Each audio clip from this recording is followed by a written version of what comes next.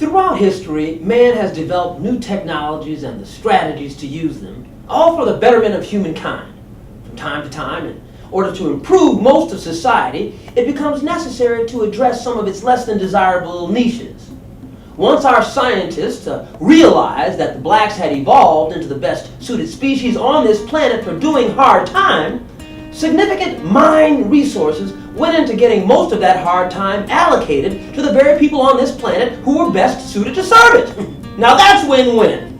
One of the best tools for leveling the playing field between the do-gooders and the do-badders has been drug enforcement laws and the mandatory sentences that come with them.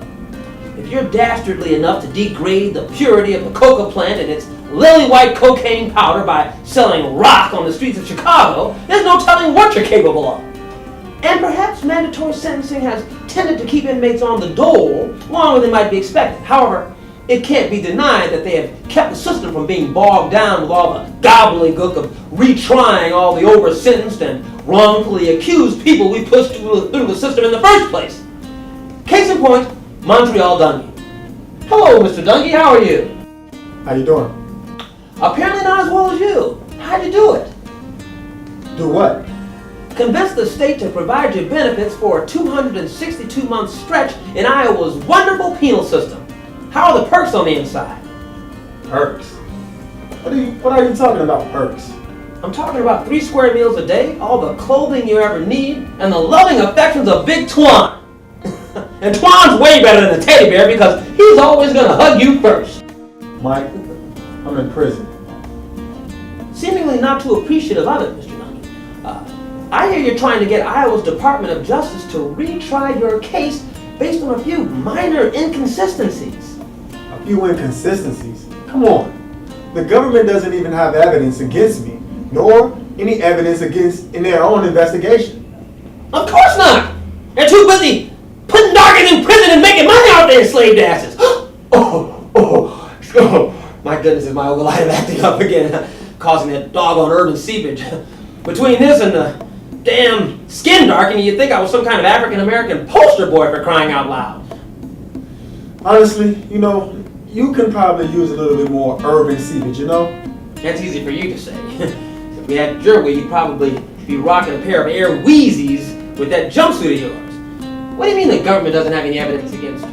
Look here, man. Those same Iowa law enforcement agents in Montreail lied in other cases. In this key witness, some dude, Jeremy Ottman, told the court in his own signed affidavit that those agents forced him to lie against me to save his own ass. And since then, he's taken back the whole testimony. Now what? Unbelievable. I had no idea. By anticipating the witness would eventually take back his testimony, they knew to encourage him to lie in the first place. Each testimony perfectly canceling out the other, helping our taxpayer dollars more effectively prosecute the guilty. What a preemptive move! And that's why they get the big bucks. But that's the whole point in the first place, man. The state shouldn't be encouraging people to lie. Sucks to be you, huh? I tell you, this is what happens when you don't do wrong in the first place. You gotta do your dirt, then you pay what you need to in order to control your outcomes. Everybody wins. It's just business. Hey, you testify against him, we get you off of that. Bada bing, bada boo, and round we go. Preach it, Mike! What's that? Oh, that's Chief Rehabilitative Officer for Prison Industries of America and Mind Puppet Bo. Hey everybody. Now, have you guys heard about this fancy lawyer, Havey Silverglate? Now, I don't really read books with no pictures in them, but my brother, Boehner, he's the president of Prison Industries, he told me that Silverglate fella has tried a whole bunch of cases and believes that the Department of Justice has been doing that round and round we go witness negotiations for a long time now. Love that go-get-em attitude, don't you, Bo? Well, in this book, 3 Felonies a Day, he says Americans, on average, commit 3 felonies a day without even knowing it. All because of the vagueness of the laws and the room for interpretation that the state is able to apply. Sure does help us make our numbers, because we always have more labor contracts than we can fill, so we got to be able to convict folks without criminal intent. But the state won't even retry my case, even though they don't have any evidence against me. Mr. Dungy, really, considering that the government doesn't have evidence against you, nor any evidence of their own investigation, actually makes the whole matter about you as suspicious as you are. Especially since common sense says that if someone is colored with guilt, he probably is. Wow. Guilty while black. Well, I'm glad they've at least got a name for it, because it's better being safe for us than sorry for you. You're a criminal, for God's sakes. Jeez, oh my God. That alone is enough motivation for you to steal all the evidence of your case and then methodically store it in the imaginations of the Department of Justice.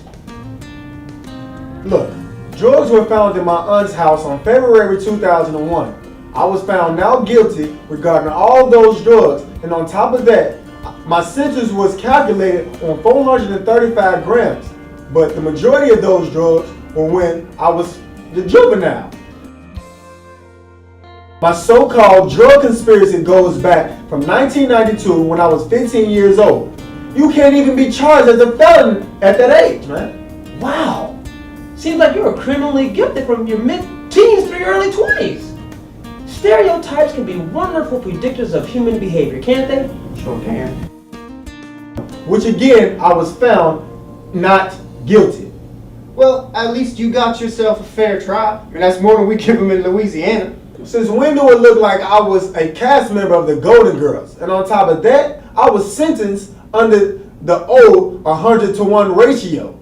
And on top of that, I was sentenced under the old 100-to-1 ratio. He's acting like we're running out of niggas to put in prison or something. Bo, I believe the scientific term is Niger, and your contributions to the cleansing society of all the ne'er-do-wells is so timely. Take note, America. Mr. Dungy, would you please stand for me for a second? Now, this may be too bulbous to properly frame in camera, but I want everyone to notice the swollen hind quarters. See the swollen hind quarters, specifically designed to prevent butt callus on metal benches. I've got a lot of stock in metal benches, I'll have you know. Now, take this unique physical advantage combined with the tendency for entitlement programs, and it just encourages these people to suck on the teat of the prison industry system. Prisons are too damn comfortable these days. Everybody wants in just to get their free share of the goodies. Talking about putting in every pot, my goodness. Please, those of you who watched this video, help this man. Seriously. Mr. Dungy and so many others like him have been wrongly imprisoned and need those of us on the outside to petition the Department of Justice to stop wielding their heavy and overreaching hand in this case and so many others like it. Check out Matt Taibbi's Rolling Stone article, The Shame of Three-Strike Laws. The average American is under siege, so help us speak up against mass incarceration, which disproportionately targets black American families that have been destroyed for generations by a prison system run amok. Please, take a second and click the following link to stop this egregious and systematic buildup of the prison industrial complex in America. Help us, help you. Thanks.